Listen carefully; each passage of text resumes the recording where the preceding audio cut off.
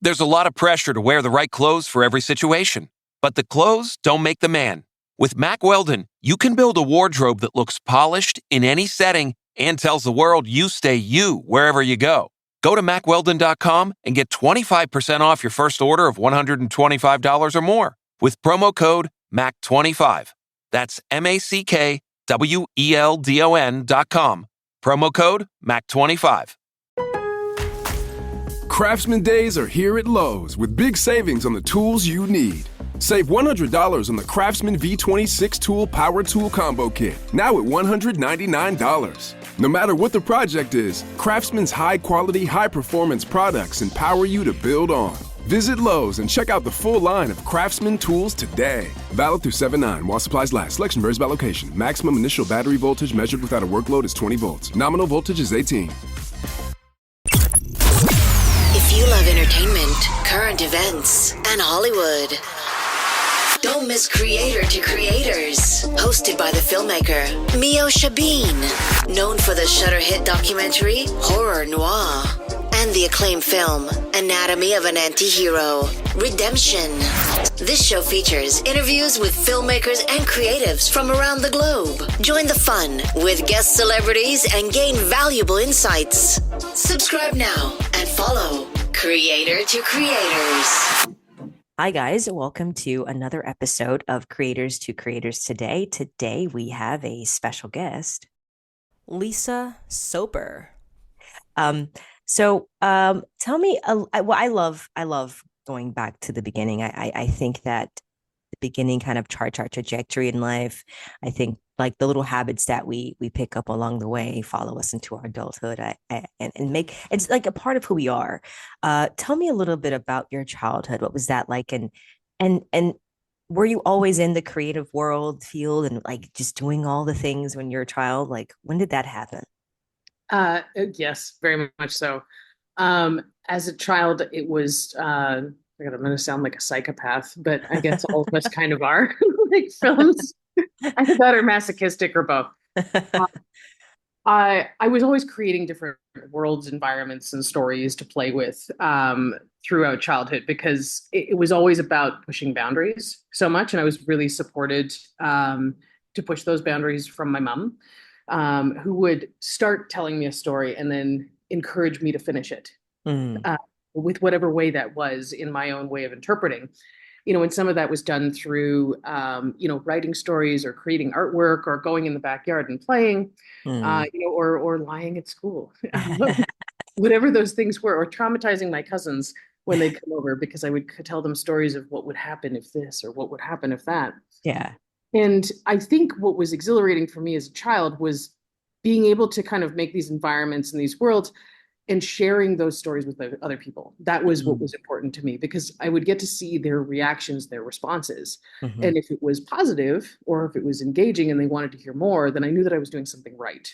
And even though at that point, I didn't really know that this is what it would lead to, it was just something that felt right for me. And as I was growing up, I went to a local college and university when I came back to Canada because I was raised in Florida. Oh my God, me too. What part? South St. Pete's. Wow. All right, Floridian. Yes.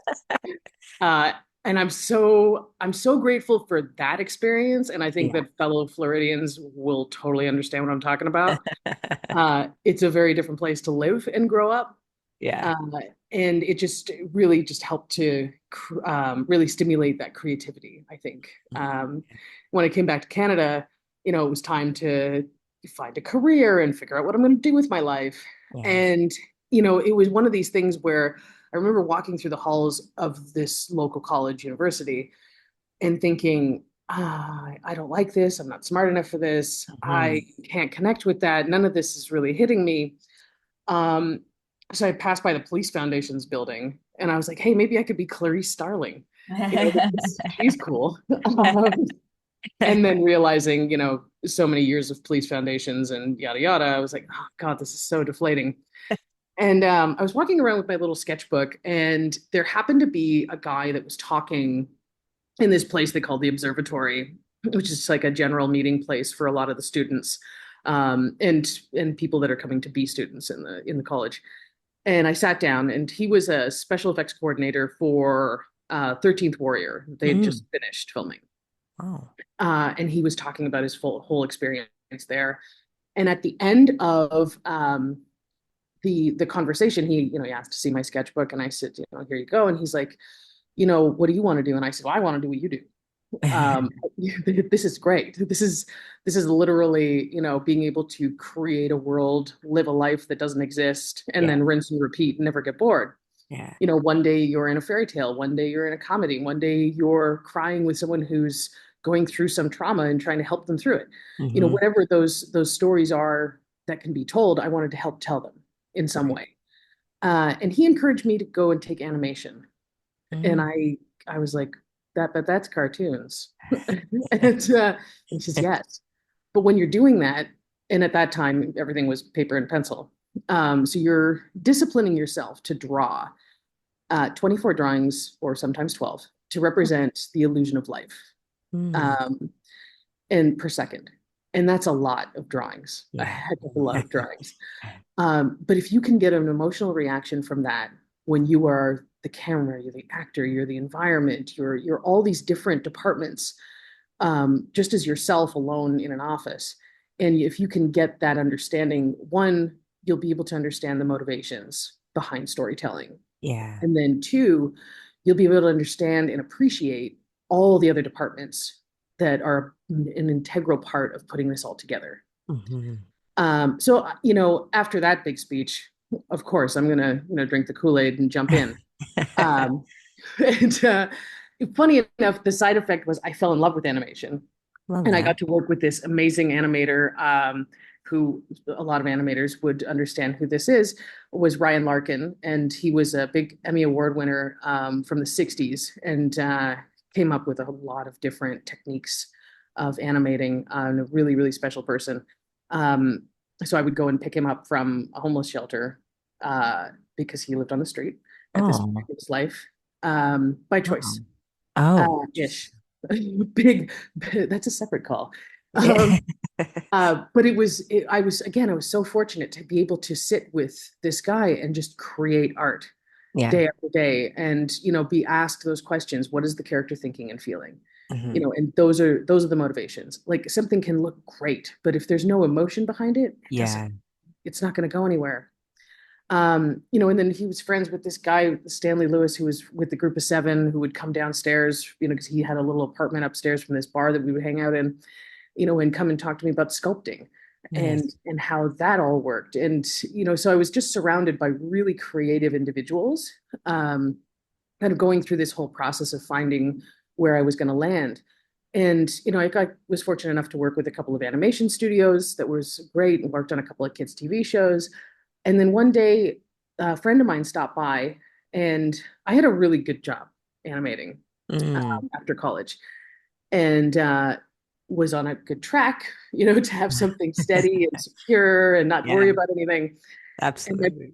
And my buddy shows up and he says, there's this movie, and it's like a Herschel Gordon Lewis, gore movie being shot in Ottawa. And they have like $250,000 for this movie. And it's going to be Herschel Gordon Lewis. It's going to be David Hess. It's going to be Michael Berryman and Sasha Grey. And I'm like, wow, this is great. And he's like, you should quit your job and come and work with us, and we'll give you $1,000. And I was like, wow, this is great. And I was like, what am I going to do? And he's like, art department. I'm like, sweet. Okay, I'll figure that out. Right. So I quit my really great job. Wow. Yeah. Wait, what's your sign? What's your sign? A Scorpio.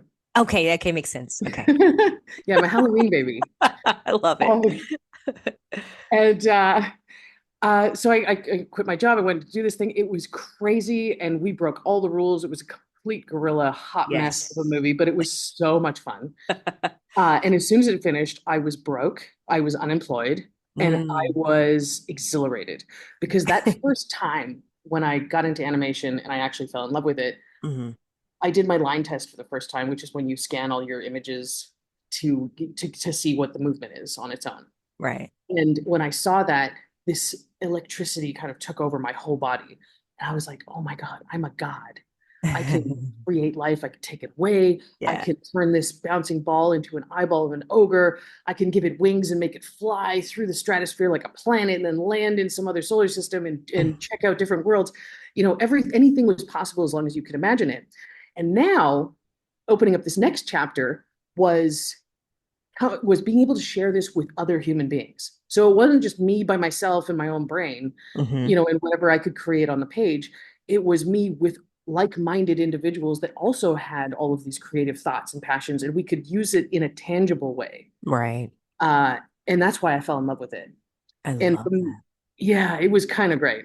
And from that point, I pushed through and I continued with art department, and was fortunate enough to start building a pretty a fun career, great career in production design, and got to work with some really great people. And then at one point, I was um, I was working on a series, Chilling Adventures of Sabrina, and my Nice. Great show. Great job. I mean, fantastic thank work. you. All of us, it's our unicorn show. I have a unicorn film and then I've got a unicorn show. And that was definitely our unicorn show. Everyone was fantastic. And, you know, it was heartbreaking when it came to an end, for sure. Yeah, I was very sad. Yes. Uh, but being able to have that experience, all of Yeah. us together, Hmm. was really, really something else. And when I was on the show, we have a producing director named Rob Seidenglans, and he came up to me at the beginning of part 4, and he said, "So you should be directing this season." And I said, "Well, thank you, but I appreciate that, and I'm so happy you finally recognized my talent." But let's be frank with each other. Your slate is full. And I looked at the wall, and we had this big calendar that showed every director that was coming in for the season. Um, and he walked over to the calendar and he pulled one of the names off the board, which is his own, and he Mm. handed it to me. And he said, "No, do this Oh, episode." wow. Wow. And, again, for anyone who's directed, especially for episodic television, that's not a small gift. No. It really isn't. And I said, and I asked him, why would he sacrifice this, that belongs to him? It's one thing to say to someone like, "Oh, I'd love to get you on this." It's another Hmm. thing to sacrifice one of your own positions, for the sake of another. And he said, "This is what we do." And Mm. and I said, "Okay, explain more." And he said, "We find the talent that's going to continue, the torch, and they're going to continue taking us to new worlds, and they're going to push boundaries and open up, the creativity in different ways, and just expand on what we're doing with storytelling." Hmm. And he Hmm. said, "That's what I see in you, and that's what motivates me to make this decision." Wow. Um, and I'm forever grateful for that, for him seeing that in me and making that sacrifice. Do I know that my career path would have ended at the same place? Yeah, but Mm. it wouldn't have been able to be on Sabrina, Yeah. with Yeah. such an incredible crew and cast, and stories that were being told. And there was that luxury of knowing everyone and knowing how Yeah. the machine worked and knowing what the network was looking for and what we were telling. So I was much more relaxed coming into my first kick at the can. Nice. Um, yeah, and then from that, it just kind of kept going. I love And that. Like it's just like yeah, a continuation of wins yes, yes, because you yeah, decided to say yes. yes, this is true. Wow. It's so interesting. I always wonder when, obviously the journey isn't ever easy, but the story of just how like someone can get to that level of obviously that's the goal, but it's like we don't quite know how we're going to get there. But I think it's just saying yes and letting life take its course and let it, take you on the journey. Because I think if you say no, fear, Yes, obviously you're standing in front of your own opportunity. use it. Like you use the fear. I wake up in Yeah. most days if I don't have fear going Yeah. into an episode or going into a film or going into a new set, whether I'm directing or designing or animating, I have to check myself Mm. because it's what am I missing? What could I be missing in this moment? Because the day that I walk into a set and, oh, it's just easy, I'm not the Mm. right person for that job. I Mm. think that it's that fear that, and not not fear in a bad way, but the fear of the awe that could come, Mm-hmm. and being able to face that fear and take it on with confidence, or learn to build that confidence to be able to do it. And then when you get to the other side, it's so much more fulfilling. Yeah, absolutely. Absolutely. I love that. I love that and you're a woman and it's like, yes, you can do it. Absolutely. And there are jobs available. Absolutely. I feel like a lot of times, like Yeah. you hear people say, well, there's no jobs. And I just think that you just have to, well, obviously not wait for the opportunity, but I think, as you're saying, yes, this one job opens up, there's always going to be other things and you just never know how it works out. But um, Yes. I have a fun question. So, what challenges you, challenges did you face directing um the drama? I think it was called Remind Me. And Hmm. how did you balance the realism with emotional depth in that? Because the topic and how heavy that project is. So with Remind Me, we're still in the development stage right now, Ah, and we will be filming it this early in 2025. But what we okay. have done so far is we've done a proof of concept. Uh, Nice. yes, which is when you have the opportunity to be able to do this, it's so much better than a sizzle reel or a Mhm. lookbook, because you have a moment to take that really good peek in and show what you want. It's Right. not, let's pull scenes from something else and it'll be like this, but it'll be our own, or Right. shots from another film and it's like it looks like this, but it's not quite like this. Hmm. What we did was go out with pretty nice Sony camera and Nice. half a dozen people, and our wonderful lead Eric Johnson, and put together basically, I think it ended up about 10 minutes. The first cut was 24 minutes. It was fantastic. Uh, Nice. and but it was way too long, but it was good for an experiment for us, just to be able to see kind of what tonally the feature side would end up looking like. Mm. uh, but it was a really good taste to see what works, what doesn't work, Hmm. where we want to lean into more, where we think we can get away with more. um, and yes, you're not wrong. The content is much heavier than what I've traditionally done, and I think that's what drew me to the project, Mm. because that's very much the world that I've been looking forward to playing in. Mm. Um, because it's one that I haven't had a chance to do yet, but I feel very passionately about. Mhm. Um, and being able to try to get as close to representing a fractured mind as Yeah. you can, and giving the audience not the observational approach to it, but Hmm. the actual experience of going through it with them. Mm. That was what excited me the most. Yeah, absolutely. Because when I read that, I was like, oh man, that's gonna be heavy. Like, Yes. my grandmother had that, and to watch to just to be around that and see it up close. Yes. Oh, it's pretty scary. And going from you remember someone and then you completely just you don't Yeah. know anymore. That's a really interesting story to tackle, and visually speaking too, and also bringing your production design into that, which is I'm very curious of what that's going to look like too. It's it's not going to be contemporary. That's what we know for sure, Yeah. because you can't take a linear approach with Hmm. something like this kind of emotional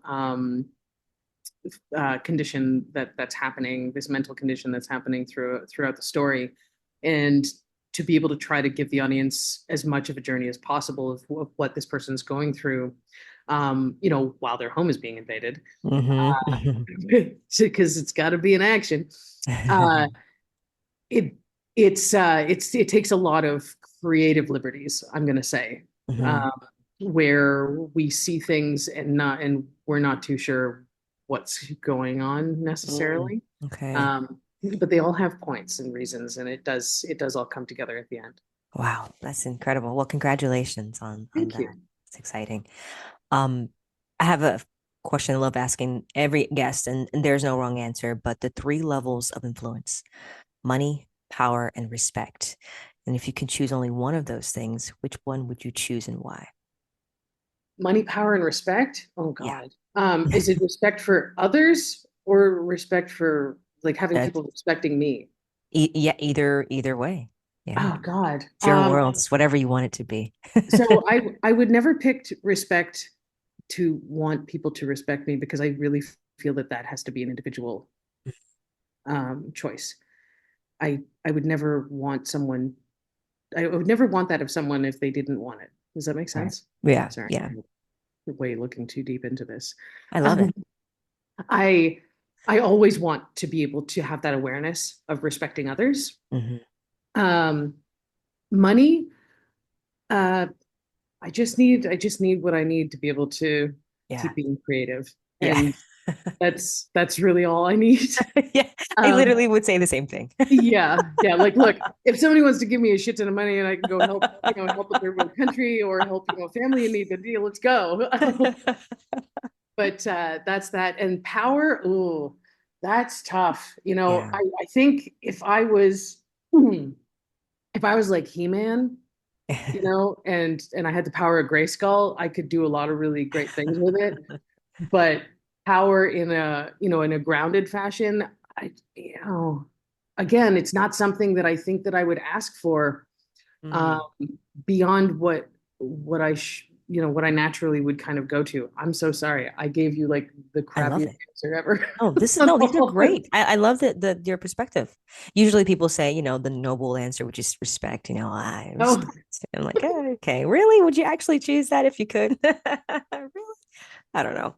But I like your thought process with that. That's very interesting. thank you. If you could go on a coffee Mhm. date with any director, living or dead, who would it be? And Oh, what wow. would you want to pick their brain about? Oh, wow. Oh, wow. That's tough.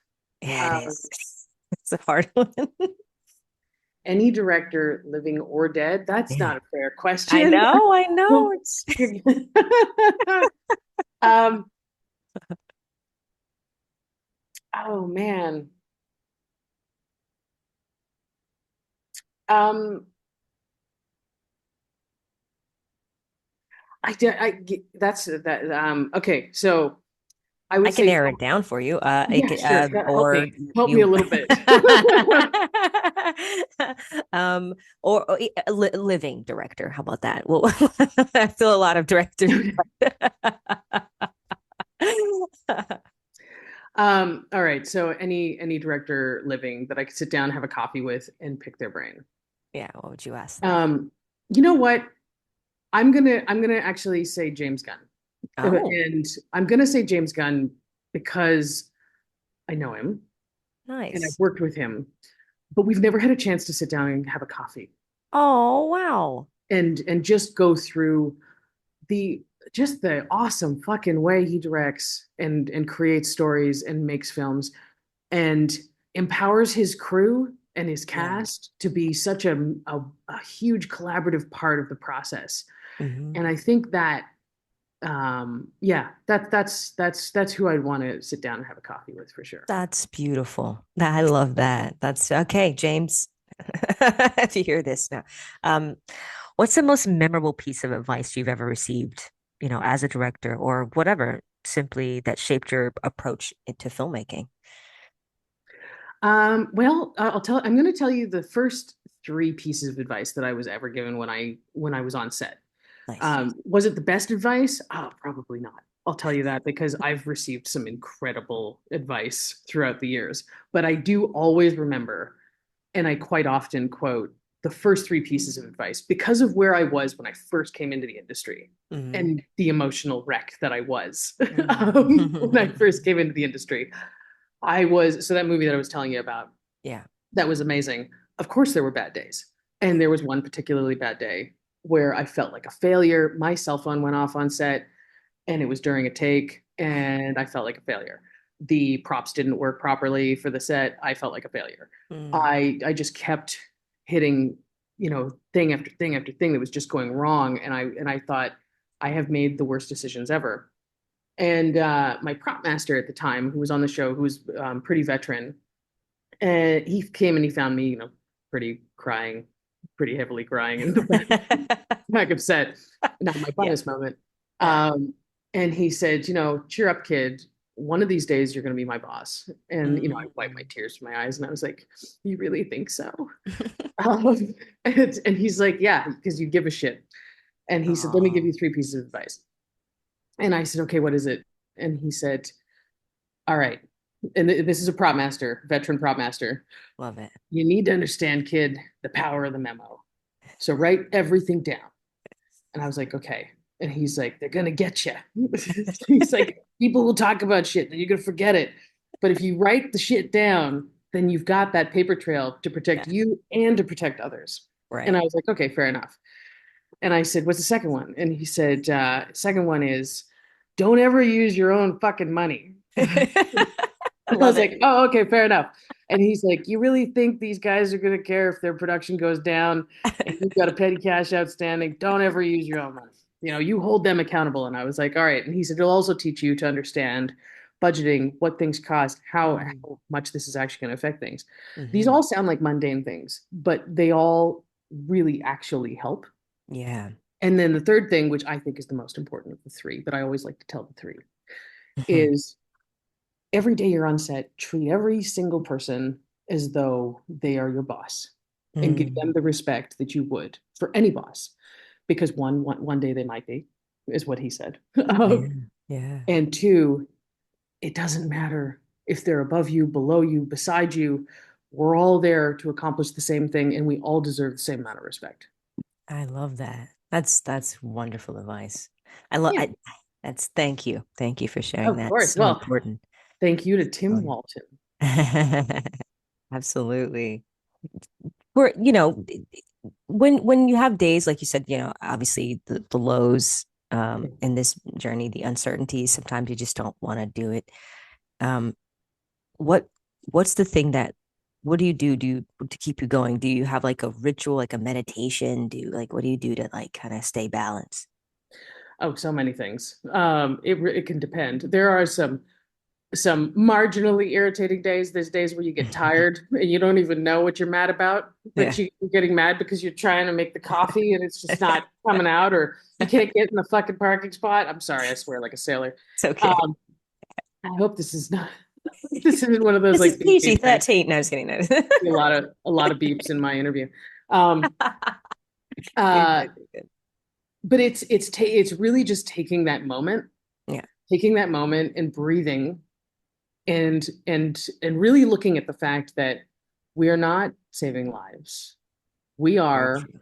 adults being paid money to play in a sandbox as though we're 3-year-olds Yeah. with lots of very expensive toys. So, something could happen and and we've all had this, and I will start to have a panic attack, if I forgot this or if this has happened or Mhm. whatever it could be. Like I've had everything from the sets on fire.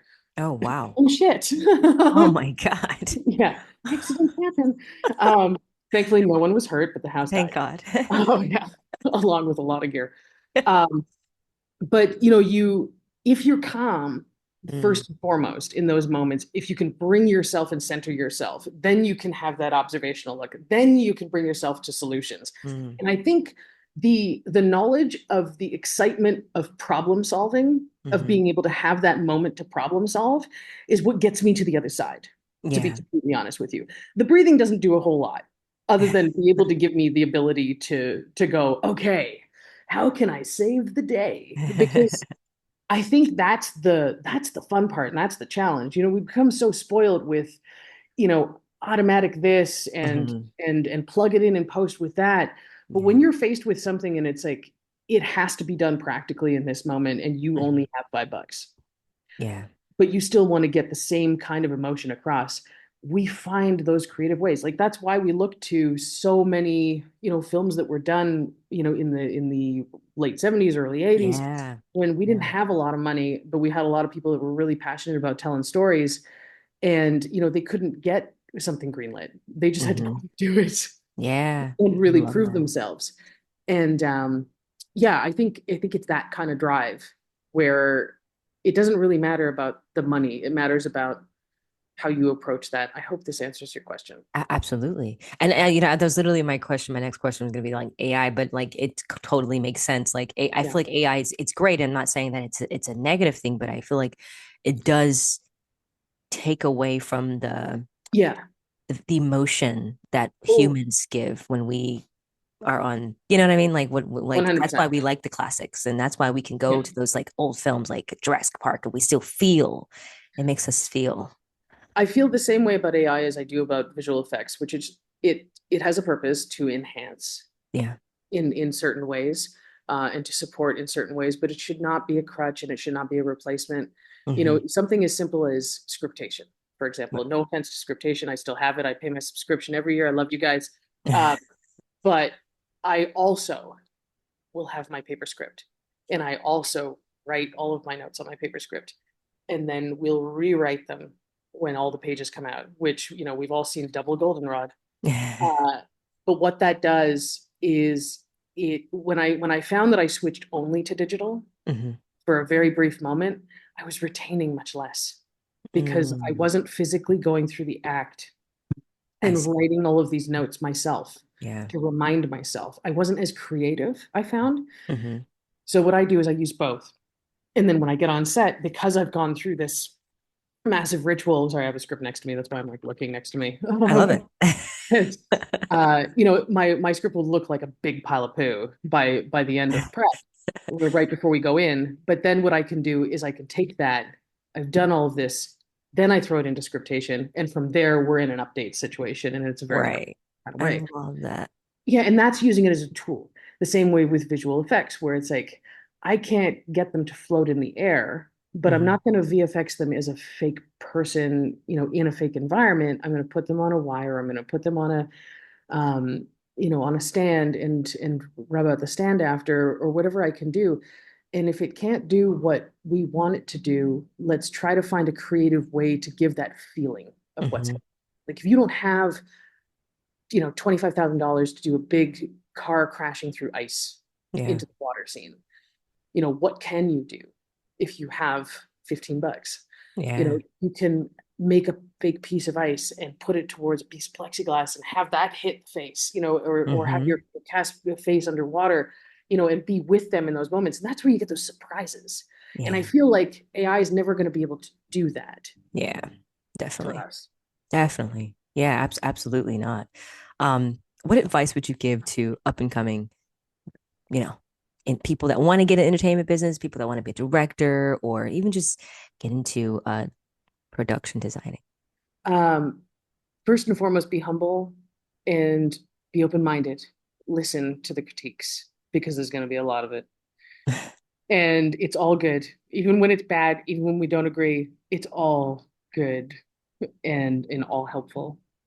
And keep pushing. When I got my first theatrical release production design job, I had only ever done movies of the week and little indie horror films, and I didn't have big shiny crazy credits. But I showed up at that office every day and I said, listen, thank you for interviewing me. And they were really great to take me in and interview me at first. And, they very politely declined and said I didn't have the resume yet, Mhm. um, to be able to do that job. And I said, okay, well, I'm going to keep coming by Yeah. and, and not to get the job. Um, but I want to see who you hire because I want to try to see if I can get a job under them Hmm. and learn the ropes and do whatever I need to do, and get there. And I just kept showing up, kept showing up, kept showing up, and eventually I actually ended up getting a call from the director after he had gone through a lot of interviews with other designers, and he said, "Listen, I just want you to design this." And I said, "What?" He said, "Yeah, you're up for it." And I was like, "Well, hell yeah." Um, and I went into our producer's office, and the one who had thanked me for coming in, but told me I wasn't experienced enough. And I said, "I'm not going to let you down. I swear. I promise. I'm going to figure it. I'm like I'm going to do this. I know what I'm doing. I do, and I have no idea. But I wanted to reassure him it was Yeah. okay. Yeah. And he just kind of like eyeballed me over this laptop for a moment after I stopped making a fool of myself. Um, and he said, "Well, sink or swim, kid. It's either going to be the first of many, or this will be the end of your career. You're like, perfect. I was Thanks. like, awesome. Um, so, and I love challenges, and I would give that Yeah. advice to, again, to kind of extend off of this advice, challenge yourself. Yeah. And that's what I did here was, I wasn't like single white female showing up and being like, give me a job. Please, you want to give me, look, I cut my hair like you. You're Um, hilarious. thank you. It was showing up and saying, you're telling me I can't do this. I'm going to show you one way or another that I can. Right. And and that's what it is. And if you're telling me that I don't know what I need to know at this moment in time, I'm going to go and figure it out, and I'm going to go and Right. get that experience, and I'm going to keep showing you. Yeah. Because we all started somewhere without all these crazy credits. And Right. yes, that's going to be the first go-to is, oh, well, what have they done? Can they handle this? Can they do Yeah. this? Oh, well, I don't see any experience for like, big sci-fi shows. I remember doing one interview, and they had said, well, she hasn't done England, contemporary this before. And I said, yeah, well, or she wasn't from England, I think is what it was, or something like that. And I said, yeah, and I also didn't exist in like 1816, Right. but I just did a movie about that. Right. And we got that all historically accurate. Um, it was like, oh, fair point. I said, because this Right. is our job, do that research and push those boundaries. And, Yeah. I'm sorry, that was like way long. Um, I love it. you can cut it down, I swear. No, I love it. I love it. But yeah, that's it. Like I try to hire as many people as I can that want my job, Yeah. with whatever I'm doing, because then I know that they're going to be hungry for doing the best job they can. And if you can get a job sweeping floors on a show, do it. It might suck, Hmm. but it's you will watch and you will learn and you will pick up all these different tricks and everything like that, and you'll make yourself more invaluable the more That, experience you can get. that's beautiful. Wow. I really enjoyed this interview. Thank you so much for your Well, thank time. you. This was so fun. Um, where can people find you really quick on social media to follow everything you got going on? On social media, it's just my name. It's my legal name. It is, and I'll spell it out for you because it's crazy. Uh, it's you can probably also find me at Lisa Soper. On Instagram. I'm only on Instagram. Uh, Oh, okay. We'll follow yes, you. I know. And if you're confused of which one I am, it's Lieselotteper. That's me. Nice. Nice. Love it. Thank you. Thank you. Thank you. This was amazing. I had a great time. Thank you again for your Thank you. time and Same. your wisdom. And thank you all for listening. And always remember to live, love, laugh. We'll see you guys next time.